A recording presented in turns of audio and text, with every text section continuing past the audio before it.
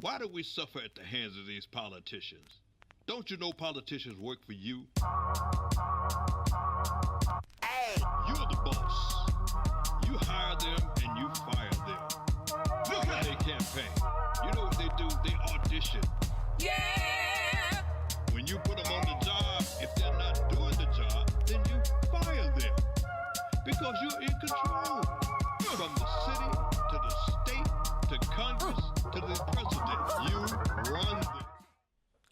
Hello, Talk Labor fans. Welcome back to Talk Labor, and we're here to give you some more information. Great information we gave you at the last show.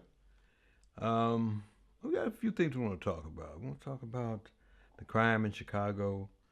We're going to talk about Florida and some of the things that's going on down there. This policeman that's trying to get sympathy that murdered this kid in Chicago. We're going to talk about the orange-haired guy being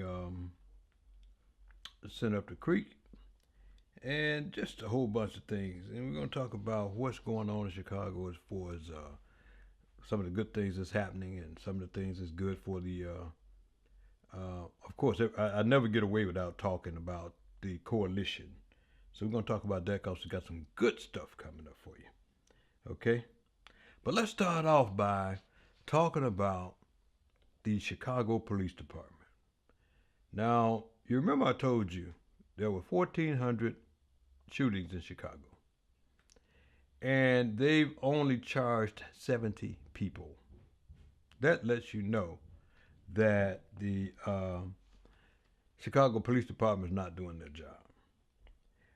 When I did another study and went through New York, LA, and other big cities, in New York, crime is down more than, the crime in New York is 1/4 of the crime in Chicago, even though New York is 3 times larger than Chicago. Somebody's not doing the job, and they're not doing it because they don't want to do the job. It ain't because it can't be done. You know, if you believe that, you got to be stupid. And this is what they play on. Black people believing everything that they're told. Look for yourself, and you'll see that these crimes could be solved.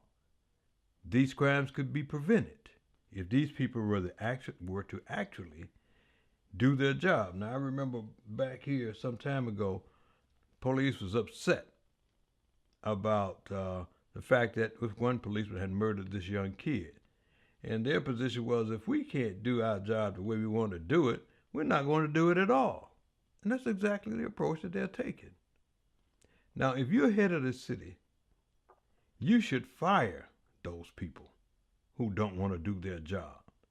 Get them out of the way because there's a bunch of policemen that will do their job. But these other people are in the way. So instead of us, when I see the beautiful mothers and fathers crying, moaning on television, it bothers me to the core because this shouldn't be happening. We can stop this ourselves.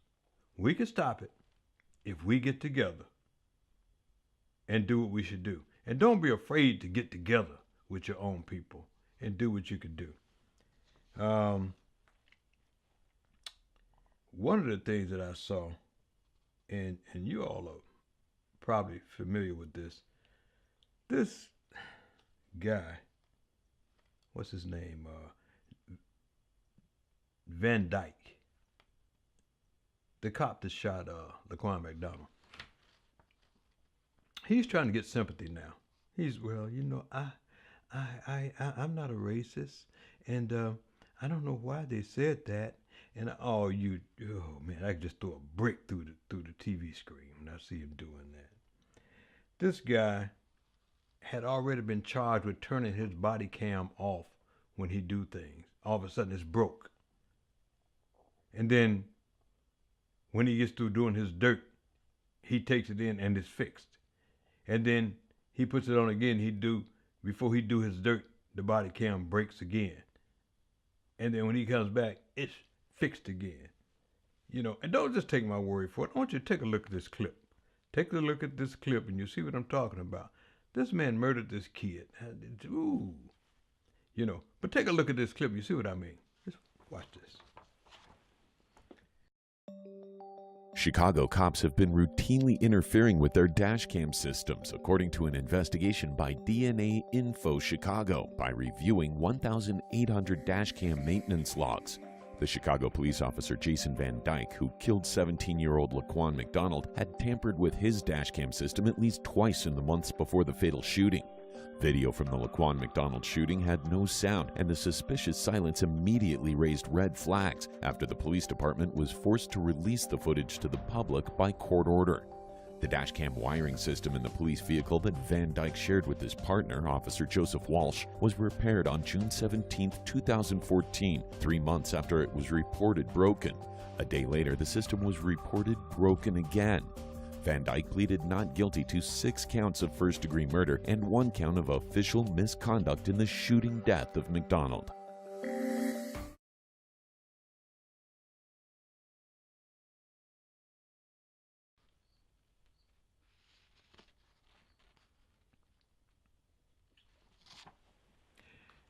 You see what I mean? This guy, you know, he's got a way of, every time something happens, his body cam is broke. He's got to be put up under the jail, folks. If he's not put up under the jail, we got to go to the top. There's something wrong at the top. Fish die from the top down. They rot from the head down. So we got to go to the top. And what I mean by that, you got an election coming up. You know what to do. You know what to do. Go from there to Florida. I saw something that really impressed the heck out of me. I mean, this guy that's running for Senate in Florida, I think his name is Beto O'Rourke. He's running against Ted Cruz. If people don't put this man in, they've got to be sick. He's the most intelligent person I've seen run for Senate in Florida in a long time. And they asked him a question about the NFL players kneeling. One guy said that he was talking to, that he was offended by these people taking a knee at the flag. And he explained it so eloquently till I think this guy got it. This guy who is probably a Trump supporter, I believe he got it, the message. Take a look at this clip and you'll see what I'm talking about. His name is Beto O'Rourke. Listen to this. This is marvelous.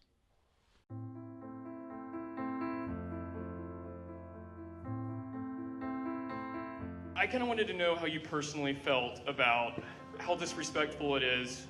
Like you have the NFL players kneeling during the national anthems. I wanted to know if you found that disrespectful to our country, to our veterans, and anybody related to that. I find it incredibly frustrating that people seem to be okay with that, and I would just like to hear your input. Thank you. Thanks for a great question. Again, on a really tough issue that if we don't talk about is not going to get better. And the question is, how do you feel about NFL players who take a knee during the national anthem? And is it disrespectful to this country, to the flag, to service members who are right there tonight, where it is tonight in Afghanistan, and those former service members, retirees, and veterans who are here with us today? Thank you each for your service. My short answer is no. I don't think it's disrespectful. Here's my longer answer, but I'm going to try to make sure that I get this right, because I think it's a really important question. And reasonable people can disagree on this issue. Let's begin there.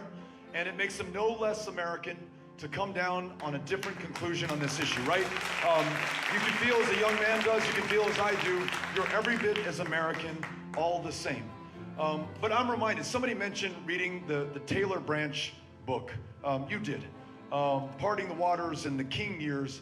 And when you read that book and find out what Dr. King and this nonviolent, peaceful movement to secure better, because they didn't get full, civil rights for their fellow Americans, the challenges that they faced, those who died in Philadelphia, Mississippi, for the crime of trying to be a man, trying to be a woman, in this country.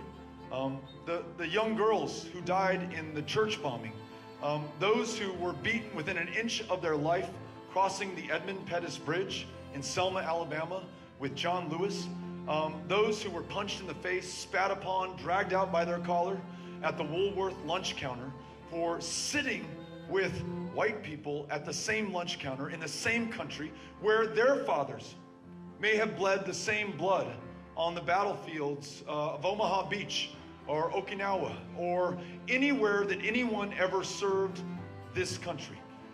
The freedoms that we have were purchased not just by those in uniform, and they definitely were, but also by those who took their lives into their hands riding those Greyhound buses, the Freedom Riders in the Deep South in the 1960s, who knew full well that they would be arrested, and they were serving time in the Mississippi State Penitentiary. Rosa Parks getting from the back of the bus to the front of the bus. Peaceful, nonviolent protests, including taking a knee at a football game to point out that black men, unarmed, black teenagers, unarmed, and black children, unarmed, are being killed at a frightening level right now, including by members of law enforcement, without accountability and without justice. And this problem, as grave as it is not going to fix itself. And they're frustrated, frankly, with people like me and those in positions of public trust and power who have been unable to resolve this or bring justice for what has been done and to stop it from continuing to happen in this country. And so nonviolently, peacefully, while the eyes of this country are watching these games, they take a knee to bring our attention and our focus to this problem to ensure that we fix it. That is why they are doing it, and I can think of nothing more American than to peacefully stand up or take a knee for your rights anytime, anywhere, any place. So thank you very much for asking the question. I appreciate it.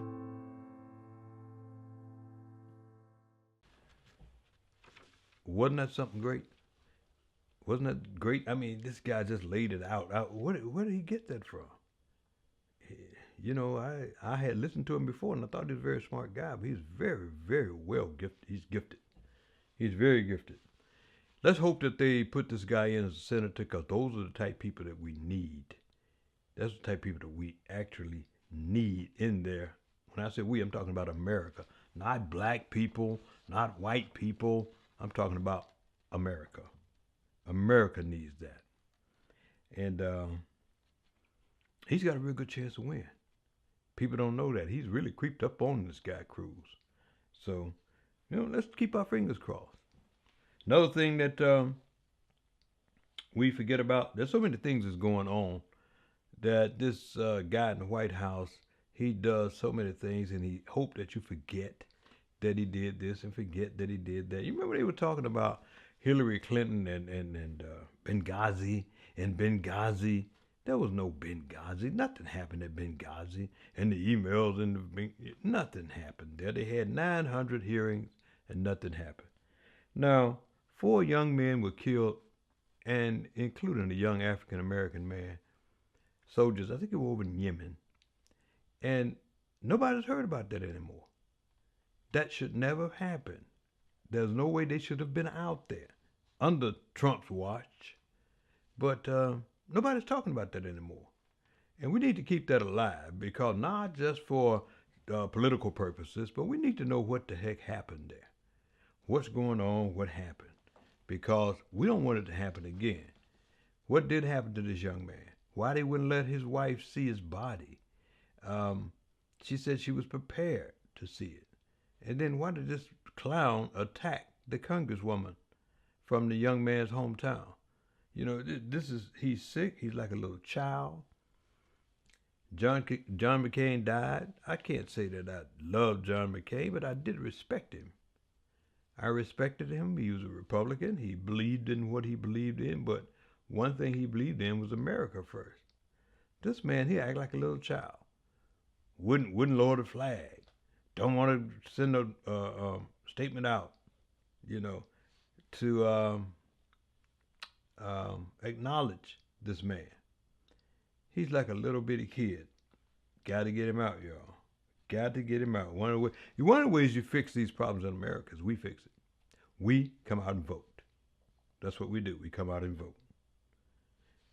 What I'm going to do now, I'm going to take a break and going to come right back. And I got a few things I want to talk to you about pertaining to some of the upcoming events that's going to be happening in the area, Chicago, Illinois, and in the country. We'll be right back.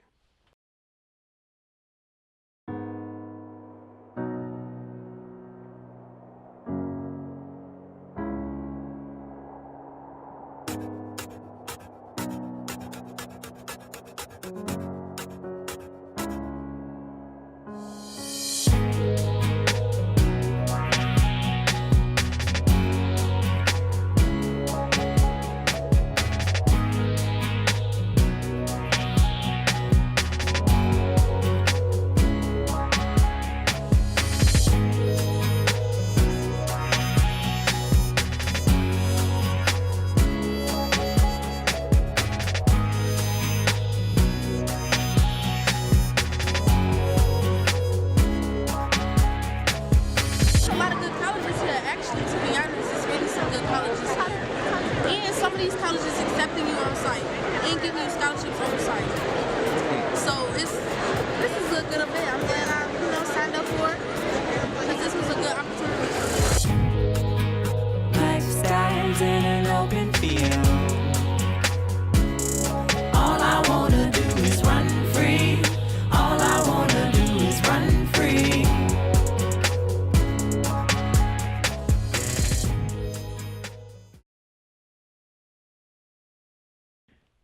You know, let me give you one more.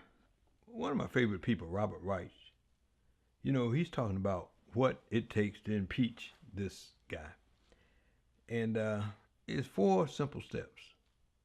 People are beating around the bush and talking about what you can and can't do. You know, the people put this Constitution together and this country together. They didn't intend for anybody to be a dictator here, or a king, or a queen. You know, the people govern. And take a look at Robert Reich. Take a look at what he says it takes to impeach this guy. He's already committed crimes enough to be impeached. Take a look at this. Take a look at this message.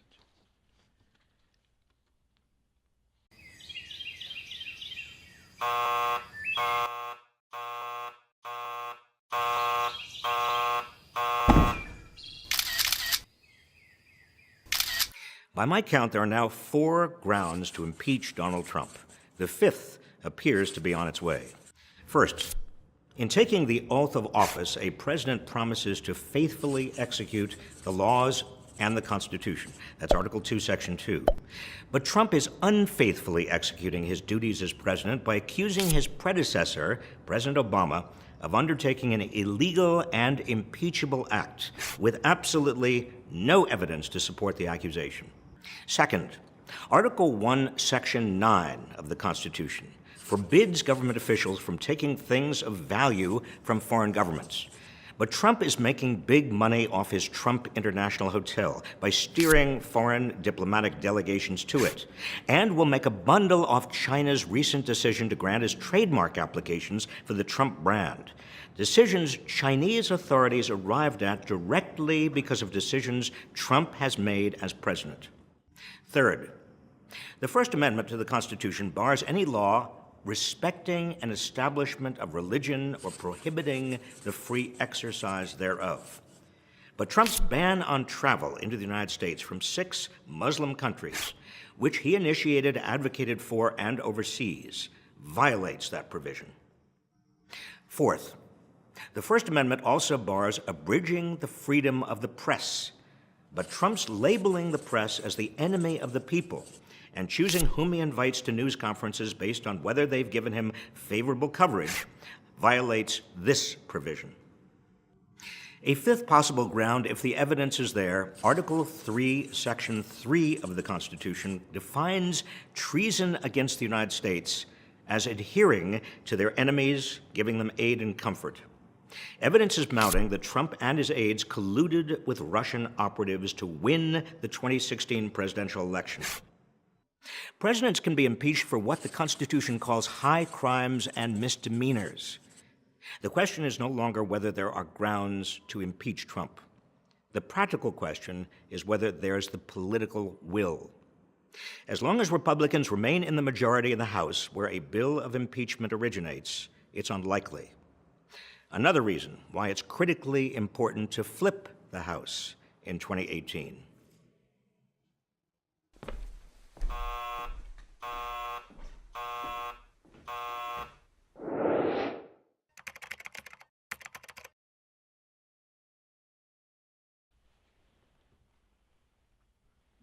Okay, you see what I mean?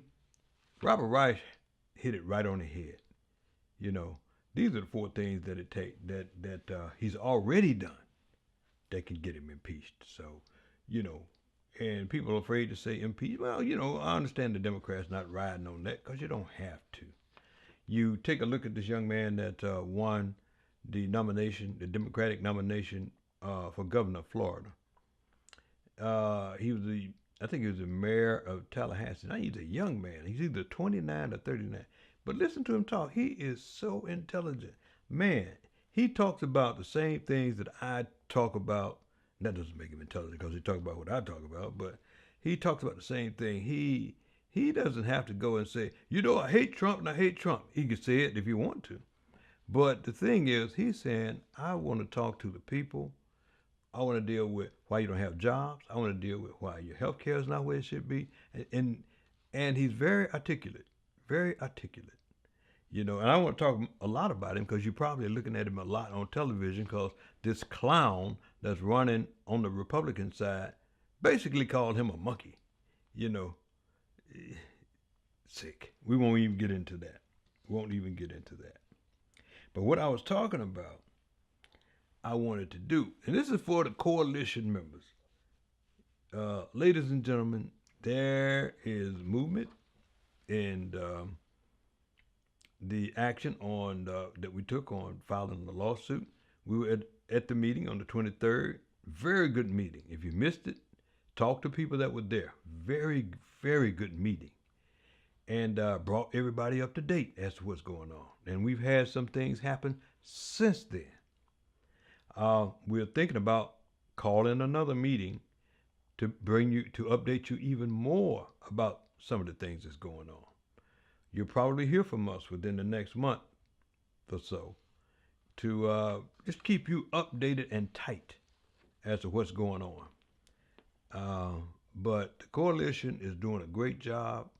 It's not just about the money. Although the money is priority right now, it's priority for me too. But you know, we got to take care of our pension. We got to take care of our pension. These people are in there to take it away from you. Don't think they won't take it away from you. You got to be there. You got to make sure it doesn't happen, and that's what the coalition is doing. But we're probably going to call another meeting because that one was very fruitful, but we got more information that you need to hear and you need to be a part of. You got to be a part of it now, okay?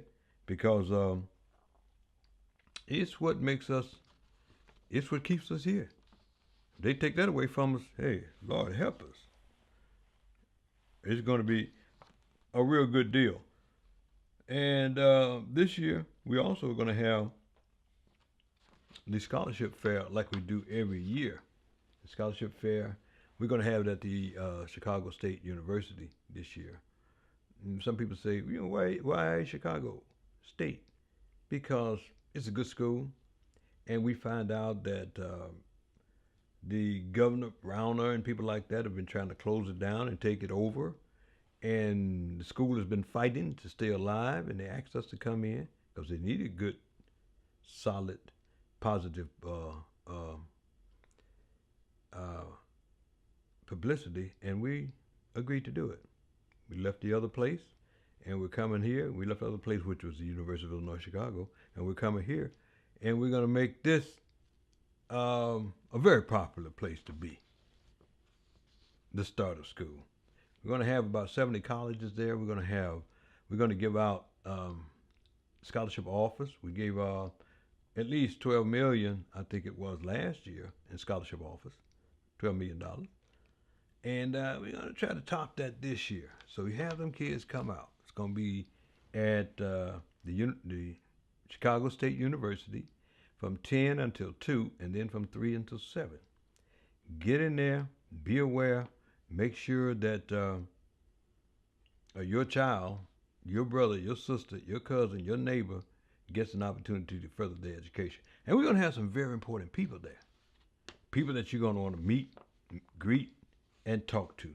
Believe me, you're going to want to do that. Okay?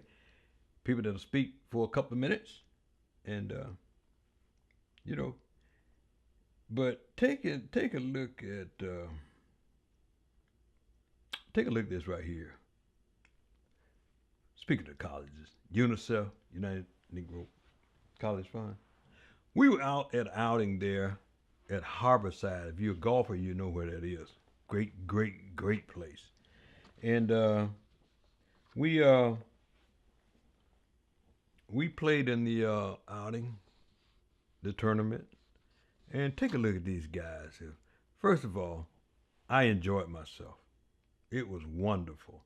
And then my team, we end up winning it. And this is the third win in a row for us. You know, I'm kind of liking these guys now. They can play. They come along. They're all right with me. They can play. So we won that. And we're looking forward to supporting and helping the Chicago. I mean, not the Chicago, but the United Negro College Fund. Anytime you see that, UNICEF, do as much as you can for them, because we want to keep these colleges alive. Colleges like Russ College and Clark, and we want to keep them alive. Okay, but yeah, take a look at those. Take a look at these guys. We won that, and we're happy about it. We're happy about it. Now,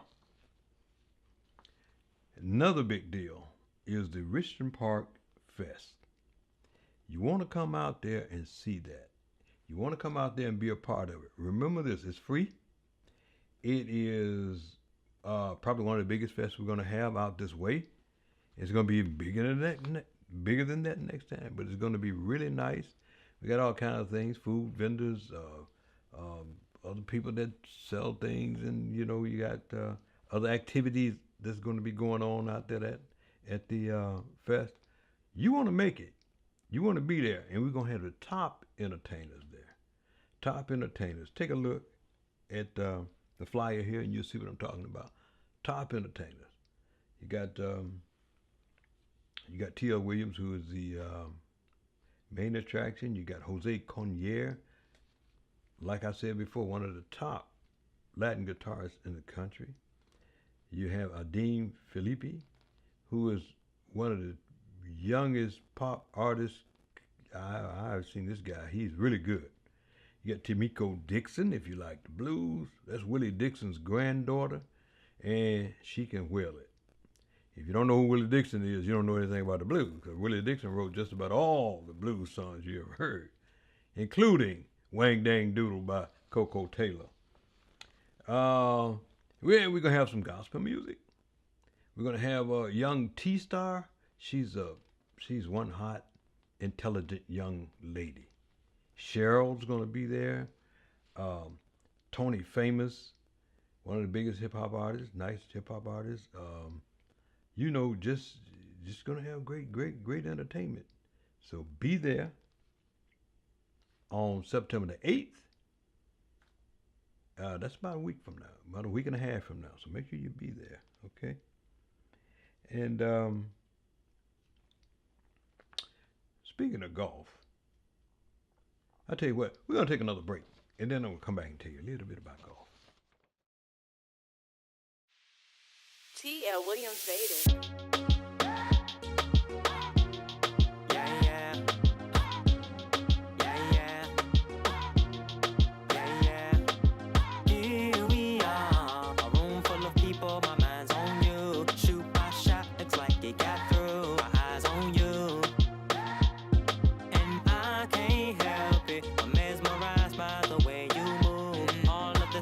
Things that you do.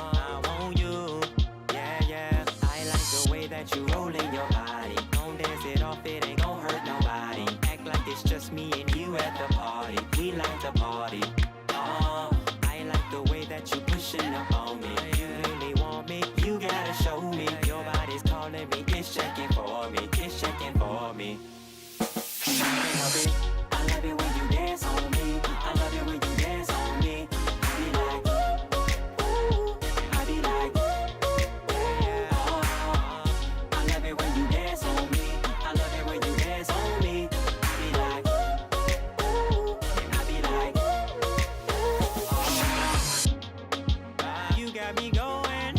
Soon as you walk through the door, you got me open. Yeah, you got me feeling for more. Yeah, driving me crazy. Never felt this before. Yeah, yeah, yeah, yeah. The way that you rolling your body, gon' dance it off. It ain't gon' hurt nobody. Act like it's just me and you at the party. We like to party.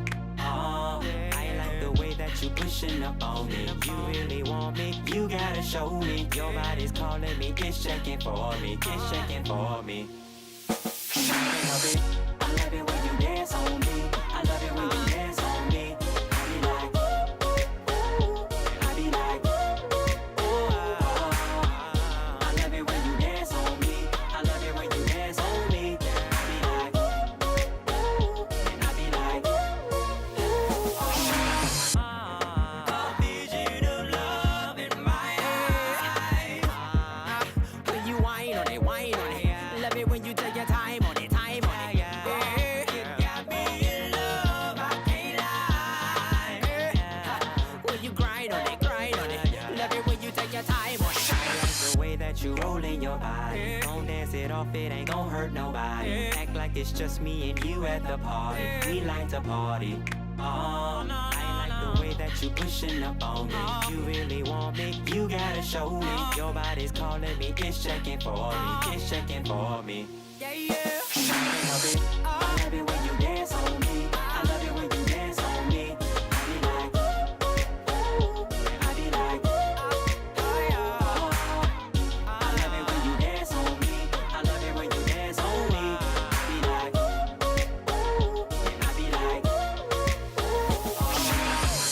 love it when you dance on me. I love it when you dance on me. I be like, oh, and I be like, I love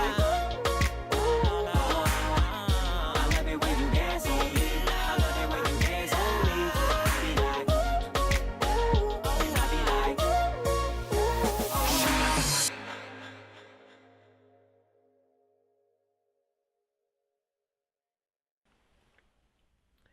Okay, as I was talking to you a minute ago about golf, now, you know, I love golf, and a lot of people don't know, you know, Tiger Woods is the most famous golfer ever as far as I'm concerned. He happens to be African-American. But before that, you had African-American golfers, Charlie Sifford, and one of my main people was Calvin Pete. People don't know his son, I think his nephew, he played football, quarterback, for a long time. He's married to Holly Robinson. But Calvin was one heck of a golfer. People don't understand that. And you know what? He didn't start playing golf until he was 23 years old. And went on, I think he won about 11 championships in the PGA. So I'm going to leave you with this. I want you to take a little bit of time and just poke a little bit at Calvin. And don't forget, you coalition members, we are on the move. We're going to probably be calling you within about a month from now. We normally don't have, we only have 4 regular meetings a year, but we're going to call a special meeting. We're going to want you there because it's going to be important. This is about your pension and where we're going, and we're about to get people to come in and step up to support us on what we're doing. Very important people. You need to be there. But right now, take a look at Calvin Pete, and you're going to see why I love golf so much, okay? We're going to see you next week at Talk Labor, and hey, in the meantime, keep talking. Talk about it to everybody you know, your family, your friends. Talk about it to us so we can talk about it to other people. This is Jerry Williams. I'll see you next week at Talk Labor. See ya. Following the pioneering efforts of Sifford and Elder, no black player had as big an impact in golf as Calvin Pete's. Pete captured 11 victories during the 80s, more than any other player during that decade except 2, Tom Watson and Tom Kite. One of 19 children, Pete didn't take up the game until he was 23. And despite a permanently crooked left elbow from a childhood accident, he dominated the tour in driving accuracy for 10 consecutive years.